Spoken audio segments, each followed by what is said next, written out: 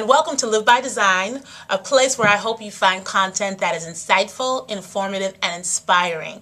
I'm your host, Muadi. I'm a motivational speaker and a life strategist, and today is Tuesday, September 25th, 2012. So I hope that you are having a good day so far and a great week so far, and that you have a lot of really great things to look forward to this weekend. I know that I do. We'll talk about that in a minute. This is a special edition of Live by Design. My intention was to do an episode about lying. Liar, liar, pants on fire. And I'm still going to do that. We're going to air that next week. But I woke up this morning and I found a message in my Twitter feed from a fellow tweeter. I try not to call them followers because I think that's kind of weird. But anyway, from a fellow my tweet buddies, who is experiencing some heartbreak right now. She has an ex and unfortunately has to work with her ex. And it's much difficult for her. She can't leave her job, and so because of course that's my first thing, quit the job. But she can't leave her job, and she's just unhappy right now. And she's hurting, and it really touched me this morning. And so I thought that I would postpone my show about lying and just do a really quick message with some information that was helpful for me, some tips that I have followed when I experience some really hard heartbreaks as well, because we all go through it. It's part of life. On the journey to love, on the path to love, it's inevitable that we are going to experience the peaks, the valleys, the ups and downs. And we have to accept that if we are really going to be courageous and be in relationship with others, especially romantic relationships, that we do run the risk of heartbreak and having our feelings hurt. And it's a natural process. It's nothing to be embarrassed about. It's nothing to be ashamed of. It does not make us weak. We all go through it. And it's not what we go through so much as how we choose to grow through what we're going through that makes the difference. So today, I wanted to offer my friend and anyone else who is going through a heartbreak right now 4 tips, well actually 5 tips, on what you can do to make the healing, expedite your healing, right? So the first thing is, if you can afford it, or if your health insurance covers it, get a therapist. If you find that you have a pattern in relationships where you are constantly surprised or with the outcome, where you're feeling that you are stuck. Maybe you have a pattern of men leaving you or women leaving you, or you have a pattern of you leaving your partners, whatever the case may be. Maybe you consistently find yourself in relationships with people who are emotionally unavailable, or, there's a host of reasons why our relationships don't always go the way we want them to go. If you find that you have a pattern of being in destructive relationships, and this was not her case, I'm just saying in general, get a therapist. If you find that you're stuck and almost borderline, maybe you feel like you're even depressed and you really can't move, find a therapist. Now, I've never been to a therapist myself, and that's only because when I was at the height of my craziness, I didn't know that your health insurance at work could cover it, because had I known that, I would have gone to see one. But I didn't, so I didn't. So I found my healing in other spaces. But the first tip is get a therapist. If you feel like you're in a pattern, or if you're rut, find someone who is trained that can help you. Second tip is you have to get to a place of acceptance. Acceptance. It is what it is. When I heard an expression when I was reading a book by Eckhart Tolle, A New Earth, I've talked about it here before, and he says, and others have said it, what you resist persists. Your healing is not going to start until you accept the fact and the truth of where you are right now. Accept that this is what it is. The relationship, for whatever reason, is over. It is done. We can't unring the bell. We can't unscramble eggs. It's done.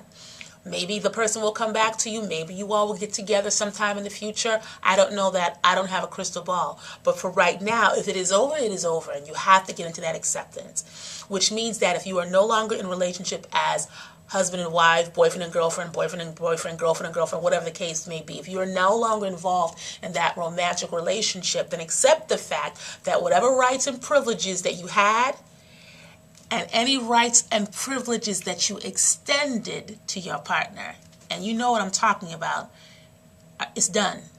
It's over. We have to be clear. We have to be clear. I know there's this thing going around now called friends with benefits. I'm not sure what that means.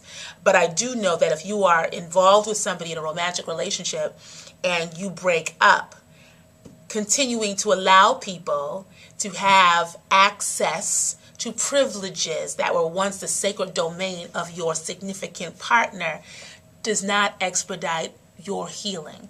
So accept that it is what it is and act accordingly. The next point is to tell the truth. Tell the truth. As Iyanla Vanzant would say, and I love her, tell the down in the dirt, gutter, radical truth. Tell the truth about who you were in that relationship. What did you bring into the relationship that may or may not have contributed to its outcome? Are you carrying baggage from old relationships that you brought into the new one? Are you carrying ideals, Hollywood ideas, glamorized ideas of what relationships are that aren't consistent with reality? Did you hold your partner up to unrealistic expectations?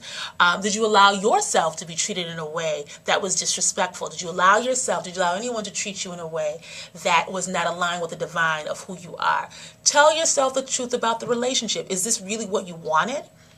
Is he or she really who you wanted them to be? Or were you pretending that there was something else so you could be in a relationship? I don't know your case. I know what my situation was. But I do know that when I really started to tell the truth about myself, about my shortcomings, about where I allowed myself to be compromised, or where I allowed my non-negotiables to all of a sudden become negotiable, when I started to really tell the truth about who I was and what I was doing, and really started to look honestly and critically at the people that I was choosing, it made me stop and pause.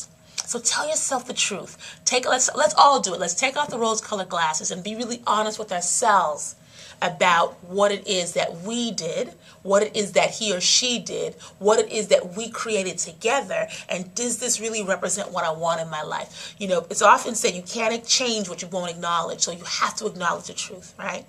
The next thing is forgiveness. Forgive yourself. Forgive yourself for whatever it is that you think you did or didn't do, or said or didn't say that may or may not have contributed to the outcome. Forgive yourself. I say this every morning in my journal. My meditation is I forgive myself for any action, thought, or statement that I ever made that was not aligned with the divine in me.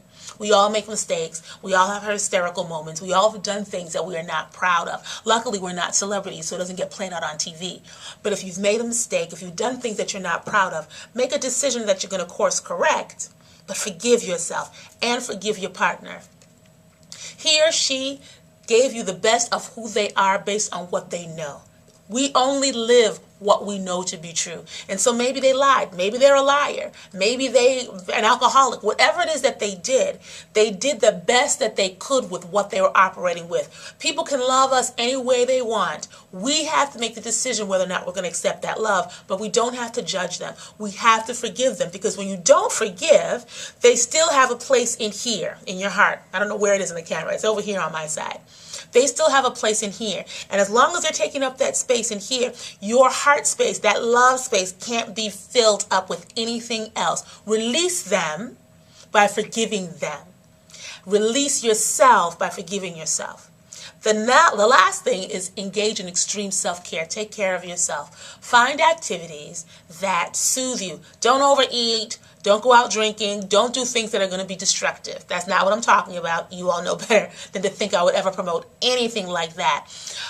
But call up a friend. Go home and cry. Get your nails done. Be that love that you wanted that lover, that partner to be. Be that for yourself. Because as I said, we're already downloaded with the love inside of us. And we keep looking outside of ourselves for somebody else to love us, when all you really want is a place to express the love that's already inside of you. So start with yourself. Take care of yourself. Dress yourself. Do your hair. Get your line up. Do whatever it is that makes you feel good. Go out, run ball with your boys. Get your nails done. Whatever that thing is, take care of yourself. You don't need anybody else to show love to you. It's nice. It's fun. It makes us feel good. But when we start to realize that the love that you really, really want to find is already in you, it makes you less desperate. It allows you to be more peaceful with yourself and around others. And it maximizes the chances that you will attract somebody else who is aligned with that energy. Okay? So forgive yourself. Accept what is. Tell the truth about every aspect of your relationship. okay? And engage in some extreme self-care. We are love. We were created to love. But the first place that you must start is to love yourself. Recognize yourself. Recognize you for the beautiful, divine, loving child of the Spirit that you are. Hold on to that thought.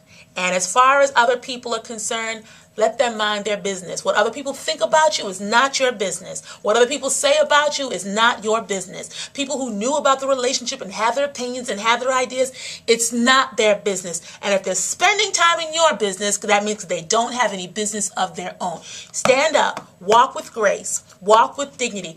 Don't let one negative word be uttered about your ex. Don't let it come over your lips, because that's an affirmation that's going to come back karmically to you. Speak only goodness. Release him. I forgive him. God loves him. I love him. He will be all right. I love me. And God loves me. And I will be all right. That's my message for today. Next week, I will be back talking about lying. If you're in Boston, you can see me this Friday, September 28th. I will be speaking at Origination, talking about other steps that you can take to create any type of relationship that you want. We're going to be talking romantic relationships, platonic relationships, professional relationships, the whole 9 yards. So I also will be on Twist and Shout program on October 5th and 6th. I have a little commercial that I'm going to show you at the end of this promo. And so in the meantime, I want you to take care of yourselves, love yourself, be kind to yourself. You deserve it because you're here. And if you continue to walk forward with that knowledge in your head, I am love, I am love, I am love, you will find that your healing process will be a lot quicker and a lot smoother than you could ever have dreamed. And there's something good waiting for you on the other side of this heartbreak. You just have to stand your spiritual ground, maintain your dignity, and maintain your grace, and it will come to pass. You all take care. I will see you very soon. Have a fabulous day, and remember that you are loved. Bye-bye.